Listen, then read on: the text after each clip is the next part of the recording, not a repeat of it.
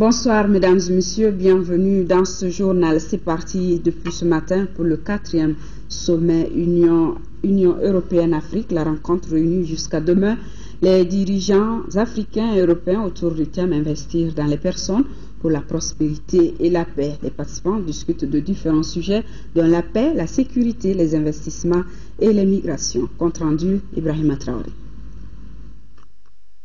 Après le Caire, Lisbonne et Tripoli, l'Europe et l'Afrique se réunissent à Bruxelles au plus haut niveau pour leur 4e sommet. Les dirigeants des deux continents font le point de leurs relations. Le président de la République, Ibrahim Boubacar Keïta, est présent aux côtés de ses pairs pour porter la voix du Mali. Le Mali et plusieurs pays africains et européens font face à d'énormes défis liés à la paix, à la sécurité et au développement. Les chefs d'État entendent donc accorder leur violon pour jeter un nouveau regard sur le partenariat UE-Afrique. Cette coopération fixait des objectifs concrets dans des domaines précis tels que la paix, la sécurité, la gouvernance démocratique et les droits de l'homme. Nos sociétés, nos continents changent rapidement.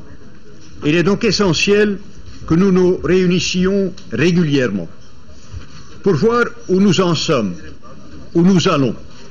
Et aussi pour prendre du recul, peut-être même pour s'affranchir de la vision passée que nous avions de l'autre et de nous-mêmes.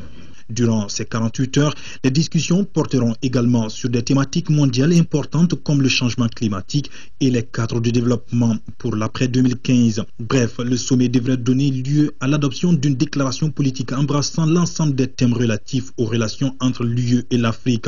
Un document précisant les modalités de la coopération de continent à continent dans le cadre de la stratégie commune Afrique-UE pour les 3 ans à venir devrait également être adopté. Entre 2007 et 2013, ce sont environ 140 milliards d'euros, soit 20 milliards d'euros chaque année, qui ont été mobilisés sur le continent africain, qui bénéficient en moyenne de 40% de l'APD collective de l'Union européenne.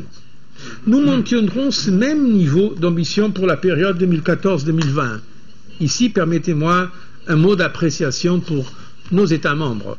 La vérité, c'est qu'en pleine crise financière, les pays de l'Union européenne, même s'ils ont réduit le budget européen, ont quand même décidé de garder l'essentiel de ces engagements pour l'aide au développement et aussi pour l'Afrique.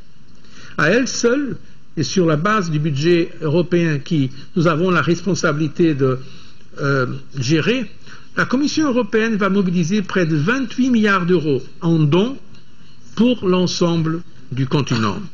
Sur les 10 dernières années, nous avons mobilisé 1,2 milliard d'euros pour la African Peace Facility, la facilité africaine de paix.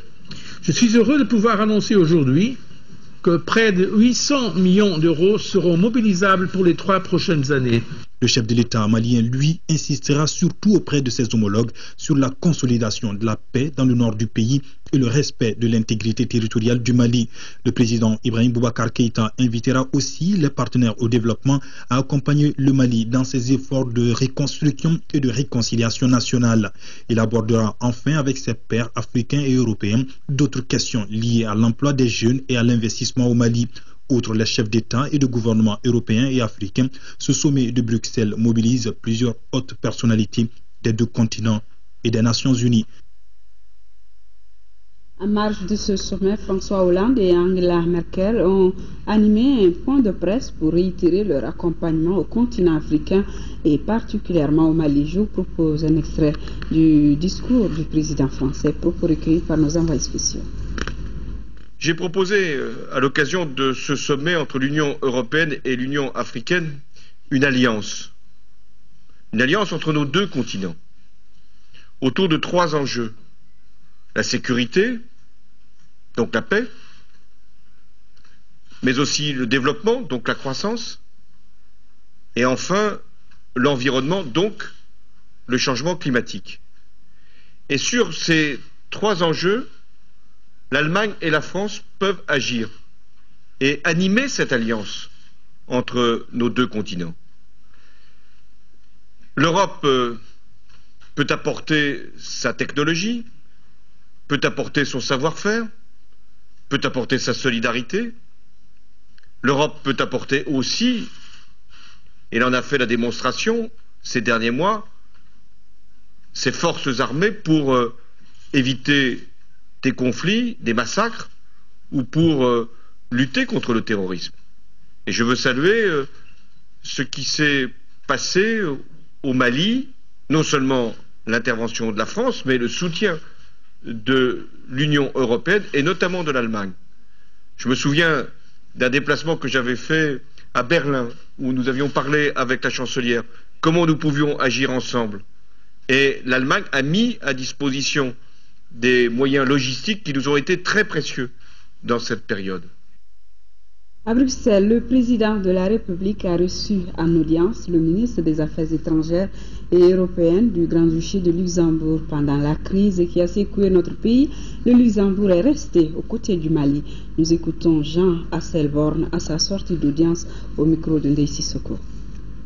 Monsieur le Président, la coopération entre le Luxembourg et le Mali remonte, je pense, déjà 30 ans. Il y a 30 ans, on a commencé. Nous sommes très engagés, nous étions très engagés, nous voulons le rester dans le nord, à Tombouctou et à Kidal. L'année dernière, notre contribution pour aider le Mali était de 20 millions d'euros, ce qui est pour un petit pays quand même déjà une somme importante. C'était l'effort spécial qu'on a fait pour l'humanitaire dans une situation très très critique. Cette année aussi, nous allons continuer avec 12 millions, surtout pour l'humanitaire. Mais je voudrais dire que ce n'est pas seulement l'argent, ce n'est pas seulement les millions, c'est aussi le soutien. Et je pense que le Luxembourg, c'était un des pays qui a soutenu vraiment la France, qui a soutenu aussi le Mali dans une situation très très critique. Personne n'a cru qu'il y aurait possibilité d'organiser des élections ni présidentielles ni parlementaires. Nous avons contribué aussi directement et indirectement à cette mission de formation des forces de sécurité. Nous allons participer aussi à cette mission civile. Donc nous avons quand même politiquement, diplomatiquement fait de notre mieux pour soutenir le Mali. Je pense que maintenant, je l'ai dit aussi au président, il est tout à fait d'accord avec moi, on va continuer surtout à axer notre aide sur l'humanitaire.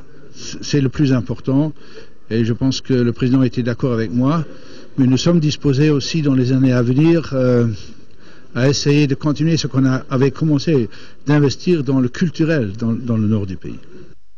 Le président de la République, accompagné de membres du gouvernement, s'est rendu cet après-midi au siège de la Commission de l'Union européenne, où il a été accueilli par le président de l'institution, José Manuel Barroso. Sur place, les deux personnalités ont eu un entretien. Voilà donc le président de la République, Ibrahim Boubacar Keïta, qui s'est rendu cet après-midi au siège de la Commission de l'Union européenne, accueilli ici sur ces images par le président de l'institution, José Manuel Barroso. Sur place, les deux personnalités ont eu un entretien. Rien n'a filtré de cette entrevue.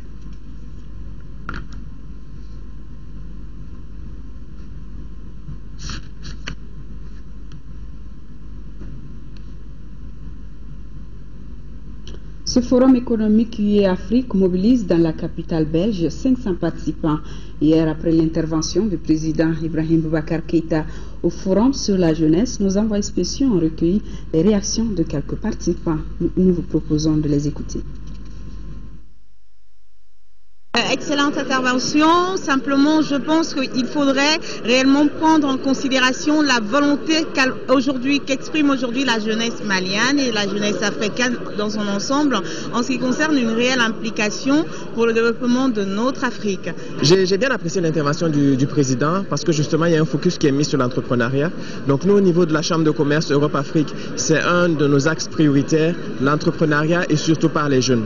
Donc on vient du Burkina Faso, justement, on a mis en place un business center pour encourager et soutenir les jeunes dans ce cadre-là. Et je pense que cette initiative et ces différents programmes qui ont été mentionnés par le chef de l'État sont des points absolument importants. Et donc nous avons l'intention d'appuyer également le gouvernement du Mali dans cette démarche-là, particulièrement en dirigeant le secteur privé étranger intéressés par investir au Mali et aussi soucieux de finalement faciliter ce transfert de compétences entre le secteur privé et les jeunes entrepreneurs.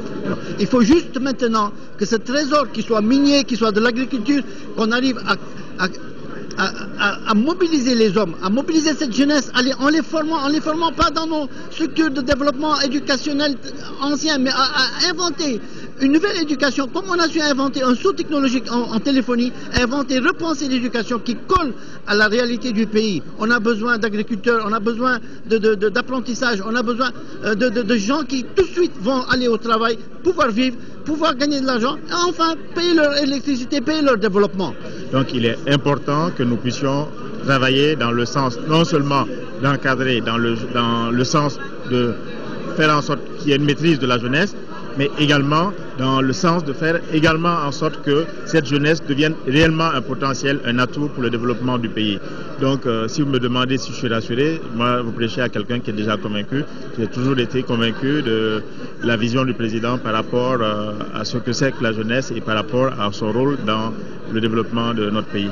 En plus de la formation, il faut aussi mettre l'accent sur la sensibilisation. Parce que lorsque vous prenez les filières courtes, beaucoup de gens pensent par exemple qu'on devient menuisier ou maçon parce qu'on a échoué. Il faut arrêter ça. Beaucoup de pays asiatiques, européens se sont développés justement en faisant la promotion de la formation professionnelle. Vous voyez que le financement s'inscrit en priorité, n'est-ce pas, dans la problématique de la mobilisation du secteur privé africain pour la croissance durable et le développement. Et à ce titre, il y a un certain nombre de secteurs prioritaires aussi qui ont été définis comme étant des vecteurs de la croissance, notamment toutes les questions liées aux infrastructures de développement économique, l'énergie, les secteurs agricoles, le commerce intra-africain. Je pense qu'à ce niveau-là, le rôle des systèmes bancaires, c'est de promouvoir des innovations financières afin d'accompagner notamment la création d'entreprises et notamment des jeunes diplômés. Ici à Bamako, le groupement d'intérêt public Esther GIP est en train de former 45 médecins de la sous-région sur les infections liées au VIH et au sida. Les experts de plusieurs pays de la sous-région et de la France qui prennent part à la session. Agali Agagissa. Cette formation organisée par le groupement d'intérêt public Esther s'inscrit dans le cadre de l'exécution du projet Esther Aid. Un projet initié par le groupement depuis 2011 et vise à accompagner les autorités maliennes dans le combat contre le VIH-Sida.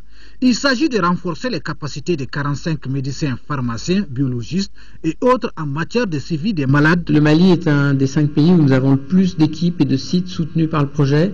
Donc c'était plus économique de se mettre au Mali. Et la formation est axée sur l'organisation et la qualité du travail en équipe pour une très bonne prise en charge clinique des personnes qui vivent avec le VIH. Donc ça va des outils thérapeutiques, médicamenteux et virologiques jusqu'à l'organisation des soins et en passant par des techniques relativement nouvelles qu'on appelle l'éducation thérapeutique du patient, qui sont mises en œuvre à la fois par les médecins, les pharmaciens, les infirmiers, les psychologues, les médiateurs de santé. C'est un grand avantage que nous tirons de ces ateliers, vu le nombre de Maliens et d'acteurs qui participent. Nous avons progressé de 2 sites, nous étions jusqu'à 89 sites de prise en charge et beaucoup les sites par exemple de PTME, on était à 300 et quelques déjà avant la crise. La plupart des sites qui étaient en arrêt sont en train d'être relancés. Les équipes sont à Tombouctou, à Gao. L'atelier auquel prennent part les participants des 5 pays de la sous-région vient sans nul doute renforcer le dispositif de lutte contre le VIH-Sida sur le continent africain. Le Mali, le Bénin, le Burkina Faso, le Cameroun sont entre autres les pays invités. 6e réunion du comité de liaison Esther Mali à Bamako. La rencontre doit passer en revue les projets développés durant les dernières années et fixer les perspectives pour promouvoir la santé maternelle et infantile dans notre pays. Retrouvons Agali Agagissa. 2 points à l'ordre du jour de cette 6e réunion du comité de liaison Esther Mali. La revue des projets initiés par l'ONG durant les 3 dernières années et les axes d'intervention pour la période 2015-2017. L'ONG Esther, à travers sa représentation au Mali, a mené plusieurs activités pour promouvoir la santé des couches les plus vulnérables durant la période 2011-2013. Travailler ensemble au montage des projets utiles et prioritaires, c'est notre axe prioritaire pour le moment. Avancer vers de nouveaux projets. Des projets prioritaires pour le système de santé du Mali, pour la santé du peuple malien, et soumettre ces projets à des financements, quels qu'ils soient, dans les meilleures conditions, afin de renforcer les ressources humaines en santé. Pour les années à venir, l'ONG entend consolider ses activités dans le domaine de la santé maternelle. Une initiative qui cadre bien avec les ambitions du gouvernement en matière de santé. La lutte contre le VIH et le sida est multisectorielle. Le département de la santé demande une grande implication de tous. C'est pourquoi nous attendons au terme de ces travaux des recommandations pertinentes qui vont permettre d'améliorer significativement la prise en charge à tous les niveaux de la pyramide sanitaire des infections VIH et le sida. L'ONG Esther est depuis 2002 au Mali. Elle intervient dans le domaine de la santé à travers la lutte contre le VIH-Sida. En visite à Sikasso, le ministre des Transports a visité l'aéroport de la région, le pont métallique de Kouro et la route de Maou. Compte rendu Idrissa Goulou Sissoko. Pour cette dernière journée de sa visite de terrain en 3e région, le ministre de l'Équipement et des Transports s'est rendu d'abord à l'aéroport de Sikasso. Là, les installations techniques répondent aux normes internationales. Les problèmes évoqués sont entre autres le manque d'eau et d'électricité. Aussi, l'aéroport est peu fréquenté par les avions. Les conseils du ministre pourront résorber ces difficultés. Le pont métallique de Koro Barrage a été construit entre 1963 et 1964. Aujourd'hui, grâce à la densité du trafic, l'entretien courant est devenu une nécessité. S'il y a une réalisation qui est attendue par les populations de Maou avec impatience, c'est bien le tronçon de 7 km 800 dont les travaux ont démarré pour prendre fin dans 3 mois par la cellule des travaux routiers d'urgence CETRI. Les représentants des populations apprécient les efforts du département de l'équipement et des transports au bénéfice des populations. On voit de façon générale quand même que les contraintes des populations sont en train vraiment d'être résolues et d'être prises en compte par le département de l'équipement et des transports. L'Assemblée nationale réitère effectivement son accompagnement au gouvernement sur toutes les solutions possibles effectivement pour que les problèmes, les contraintes des différentes populations soient résolus. Sentiment de satisfaction, nous voyons que les travaux avancent à hauteur de souhait. Dans l'ensemble, nous sommes très satisfaits de cette deuxième journée de notre visite dans la région de Sikasso. Fin de calvaire pour les enfants du village de Massiogo dans la commune rurale de Misséni. Le village a désormais un premier cycle. Il a été financé par un partenaire allemand pour un montant de 35 millions de francs CFA. Cheikh Nabachini. Entièrement financé dans l'ordre de 35 millions de francs CFA à travers le partenariat entre un ressortissant du village, M. Yasungo Kone, et l'ONG allemande Mali ILF, l'infrastructure est composée de 3 salles de classe, un bloc de 3 latrines et un bloc administratif. Les enfants scolaires du village de Massiogo parcouraient une quinzaine de kilomètres pour se rendre aux établissements scolaires du chef-lieu de la commune, Misséni. L'initiative qui nous réunit aujourd'hui est le fruit de la solidarité, de l'entente et de la cohésion. La réalisation de cet ouvrage permettra d'accroître le taux de scolarisation dans la zone et de réduire le taux de dispersion scolaire. Dans son adresse, le sous-préfet de la commune de Misséni, M. Lamine Kouyaté, a remercié les partenaires allemands et leur ami M. Yasungo Kone pour leur soutien aux habitants de Massiogo dans le cadre de la promotion de l'école, avant de faire remarquer que l'accompagnement de l'administration ne fera pas défaut. Quant au maire de la commune, M. Nampaga Koulibaly, il a abordé dans le même sens que le sous-préfet, tout en invitant les membres du comité de gestion scolaire à s'approprier la structure pour l'entretien et la fréquentation régulière. C'est à travers une ambiance folklorique du genre Sénéfo que la cérémonie d'inauguration de la nouvelle école de Massiogo a pris fin. Rencontre historique entre chefs traditionnels de Tombouctou et Gao, c'est en marge de la semaine de la paix dans la cité des 333 saints. Le chef coutumier de Tombouctou, Yahya Omar Al-Kaya, avait invité ses frères de Gao afin de renouer avec une vieille pratique, à savoir les concertations traditionnelles. Les deux chefs se sont donc engagés à s'investir désormais pour une paix définitive dans leur localité. Yahya Tandina, compte rendu. Cette rencontre des chefs coutumiers de Gao avec leurs homologues de Tombouctou est une parfaite illustration de la paix et de la réconciliation nationale recherchée. Une initiative du chef coutumier de Tombouctou qui voulait partager sa vision de paix avec ses frères de Gao. La présence de mes homologues de Gao est une fierté pour moi de les recevoir ici à Tombouctou. Et nous avons vécu l'occupation ici sur place. Il faudra qu'on revienne à la source.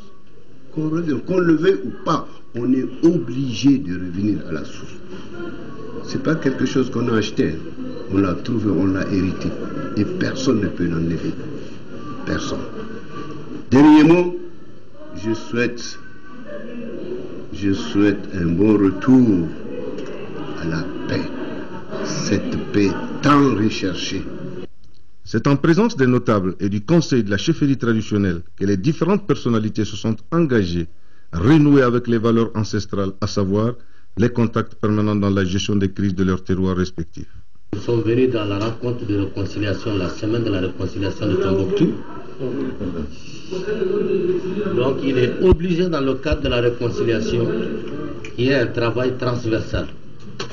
Parce que ce travail doit se passer en dehors des rencontres formelles. Parce que si on veut atteindre cet objectif de pouvoir réconcilier nos communautés, de pouvoir atteindre la mission qui nous est confiée par la nation, il est obligé qu'on fasse des rencontres informelles comme celle-là. Les assises de Tombouctou ont ainsi apporté leurs fruits, car depuis 40 ans, un chef traditionnel de Gao ne s'est pas entretenu physiquement avec celui de Tombouctou. Swiss Bullion Company SBC Africa vient de mettre à la disposition de la population de Sitakali dans le cercle de Kenyeva une adduction d'eau réalisée pour près de 22 millions de nos francs. Le ministre de l'Industrie et des Mines a inauguré l'installation vendredi dernier. Nous, Sissoko. Un forage équipé de pompes solaires, d'un château d'eau, d'un bassin et de bornes fontaines, voilà qui constitue cette adduction d'eau sommaire. Elle a été offerte par Swiss Bullion Company SBC Africa à la commune de Sitakili. Ces équipements doivent permettre d'approvisionner la population en eau potable, ce qui va contribuer à la diminution des maladies liées à l'eau. Une telle réalisation d'un coût de 21 870 000 francs CFA par la société Swiss Bullion Company au profit des populations de Sitakili s'inscrit en droite ligne dans la nouvelle vision des nouvelles autorités du Mali dans le cadre d'un développement durable capable d'assurer un avenir meilleur à nos populations pendant et après l'ère de la production aurifère. Cette population pratique l'orpaillage qui nécessite l'utilisation de l'eau dans le traitement. Nul besoin de vous dire quelle importance a ce forage dans la communauté et dans la vie communautaire de Sitakili. Je vous exhorte en conséquence à assurer à ce forage une longue durée de vie en assurant un entretien permanent de ces installations. Un comité de gestion sera mis en place pour veiller au bon fonctionnement de ce point d'eau. SBC Africa entend aussi accompagner les orpailleurs afin d'éviter l'utilisation de produits chimiques toxiques dans leurs activités. Démarrage des travaux de construction du centre de santé du village de Komoulu dans le cercle de Yélimane. La réalisation de ce centre coûtera 90 millions, financé par les ressortissants du village en France. Jafar Haïdara. Ce coup de pelle marque le début des travaux de construction du centre de santé de Komogoulou, un village de la commune de Tambakara, cercle de Yélimane. Ce village compte 5000 habitants. Ce centre comprendra une maternité, un dispensaire et un logement pour le médecin-chef. Il est entièrement financé par les ressortissants du village en France. Nous pensons quand même que depuis longtemps, ce village mérite un centre de santé par rapport donc aujourd'hui au développement donc du cercle, par rapport au développement de la région de Caille et par rapport même au développement du Mali. On se réjouit aujourd'hui de ce village où il n'y a aucun problème entre les migrants qui sont en France, qui sont en Europe, qui sont aux États-Unis, et même les populations autochtones qui sont dans ce village. Vraiment, c'est l'entente, la cordialité, il n'y a aucun problème. Ce centre de santé qui coûtera plus de 90 millions de francs CFA sera bâti sur 1 hectare et permettra aux populations de Komogoulou de ne plus faire des kilomètres pour leurs consultations. Mais ce que nous demandons au gouvernement, nous avons commencé notre projet. Et s'il plaît à Dieu, ce projet sera réalisé. Mais après la réalisation de ce projet, après sa mise en œuvre, il reste beaucoup à faire. Pour ce qui concerne par exemple le personnel, particulièrement les équipements, donc nous lançons cet appel au gouvernement pour qu'il vienne en appui. Les travaux sont exécutés par l'entreprise Amidou Doukouré pour une durée de 4 mois. L'ONG Greffa vient de mettre un important lot de médicaments et de produits alimentaires au CESCOM de Bulgundje-Djidara Gao, le don qui se situe dans le cadre du programme d'appui aux familles affectées par la guerre et la sécheresse est financé par l'aide à l'église norvégienne. Aïssata Salih Omega. C'est lot de produits composés de médicaments, de moustiquaires imprégnés et de produits alimentaires est destiné aux centaines de femmes enceintes et allaitantes ainsi qu'aux enfants malnutris. Cette action de l'ONG GRIFA, groupe de recherche d'études de formation, femmes, action et de l'aide de l'église norvégienne, va permettre de couvrir l'aire de santé du CESCOM de Bulgundje-Djidara. L'appui alimentaire composé de mil, haricots, huile, sel sera donné aux femmes enceintes, allaitantes et aux enfants malnutris. Il permettra, j'en suis sûr, de lutter contre la malnutrition dans toute l'aire de santé du CESCOM. Cet appui important est le bienvenu car il aidera, j'en suis persuadé, la population de l'aire de santé de Bulgundje-Djidara à prendre en charge les cas de maladie, la prise en charge alimentaire des femmes enceintes, allaitantes et enfants malnutris. En plus de cette donation, plusieurs actions entreprises par le programme d'appui aux familles affectées par la guerre et la sécheresse ont vu le jour à Gao. 727 personnes ont reçu de la nourriture dans le cadre de la distribution gratuite de vivres en mil, haricots, huile. 169 femmes ont reçu 0,85 tonnes de semences. Cet appui au CESCOM de Bulgundje-Djidara prendra également en charge 2 agents de santé, le tout sur financement d'aide de l'église norvégienne. Problématique de sortie de crise, c'est le thème de la conférence de presse organisée par l'Alliance des démocrates patriotes pour la sortie de crise. Objectif, engager une discussion constructive. Youssouf Diakité. Les responsables de l'Alliance des démocrates pour la sortie des crises ont voulu cette conférence de presse pour apporter leur contribution à la résolution définitive de la crise qu'a connue le pays en 2012. Occasion pour eux d'approfondir avec les journalistes la réflexion autour des propositions concrètes de sortie des crises. Deuxième anniversaire de la création de l'ADPS.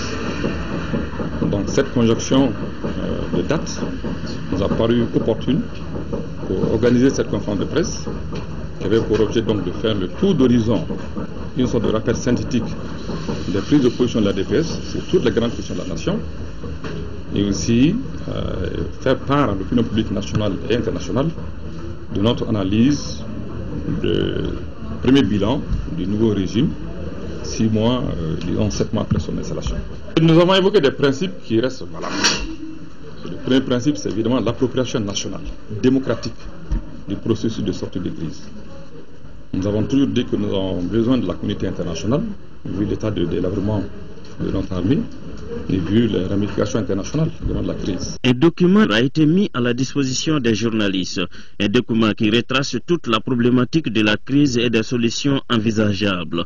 Comme solution, on peut citer par exemple le renforcement du dialogue national, de la cohésion et la sauvegarde du bien-être social. Le nouveau secrétaire général de l'UNTM, Yacouba Katile, a pris fonction aujourd'hui. La cérémonie de passation entre le bureau sortant et entrant s'est déroulée à la Bourse du Travail. Yacouba Katile va diriger un bureau exécutif de 48 membres pour un mandat de 5 ans. Il place son mandat sous le signe de l'amélioration des conditions de vie et de travail de ses militants. Le secrétaire général de l'UNTM a remercié les membres du bureau sortant pour le travail accompli. Les acteurs du programme d'appui au secteur agricole du Mali, PASAM, et leurs partenaires ont tenu ce matin la 9e session ordinaire du comité de pilotage. Objectif, approuver le bilan de la phase de prorogation. Nono Dambélé.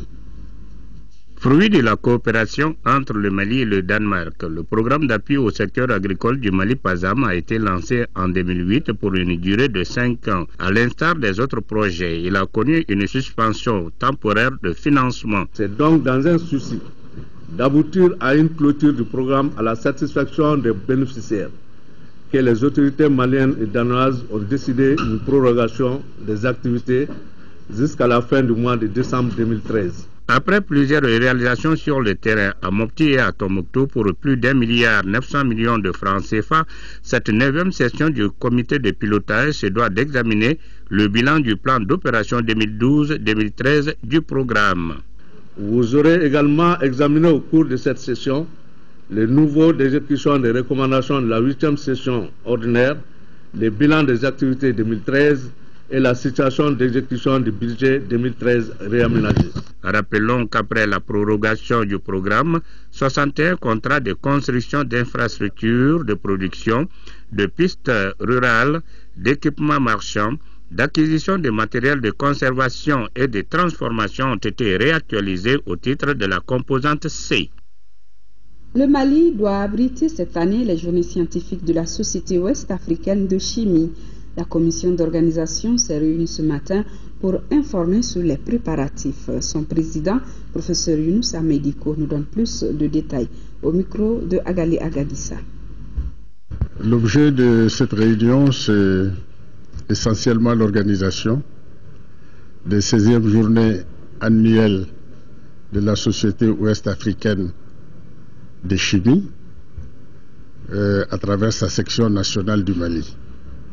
En même temps, ce sera l'organisation du 20e anniversaire de la SOACHIM elle-même. Donc, c'est des rencontres régulières qui se passent dans différents pays chaque fois. Cette année, c'est notre pays qui va les abriter. Ces journées ne sont pas encore bien définies. Toutes les universités ouest-africaines, en tout cas francophones, sont membres.